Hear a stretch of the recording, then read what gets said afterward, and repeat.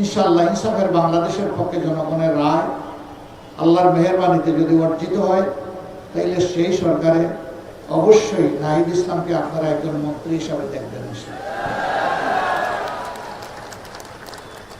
আমরা হাতে হাত ধরে একসাথে কাজ করব, তবে শুধু 11 আসনের জন্য নয়।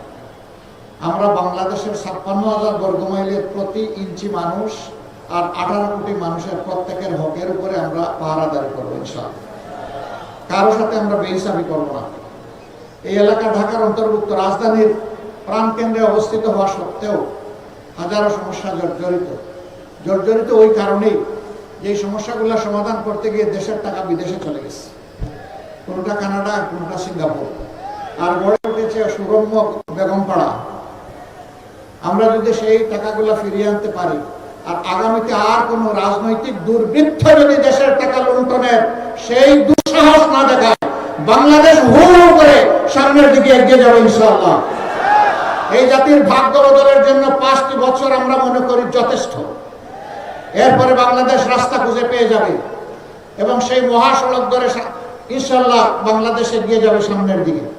চাঁদাবাজ মুক্ত, দখলবাজ মুক্ত, মামলাবাজ মুক্ত, আধিপত্যবাদ মুক্ত একটা ন্যায় ইনসাফের মানবিক বাংলাদেশ গড়ার জন্য আমরা হাতে হাত, কাঁধে কাঁধ মিলিয়ে সামনের দিকে এগিয়ে যাই।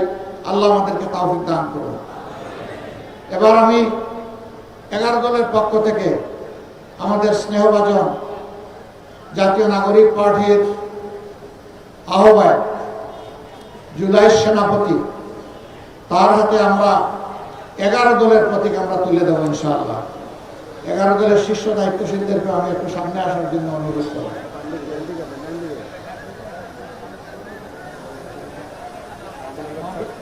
মহবাই চলে গেছে? আচ্ছা, বাকি যারা আছেন তারা থাকবে ইনশাআল্লাহ। ভাই প্রতীক আছে? কোন সে প্রতীক? একটু জুড়ে, আরো জুড়ে ইনশাআল্লাহ। মাশাআল্লাহ। ভাই বোনদের ইনশাআল্লাহ 12 তারিখ দলে দলে সমস্যায় সকাল সন্ধ্যা সারাদিন সিল মারো ভাই, সিল মারো, সিল মারো ভাই, সিল মারো ইনশাআল্লাহ। বিজয় মেলা 12 তারিখ ইনশাআল্লাহ হবেই হবে। মাশাআল্লাহ, সবাইকে ধন্যবাদ।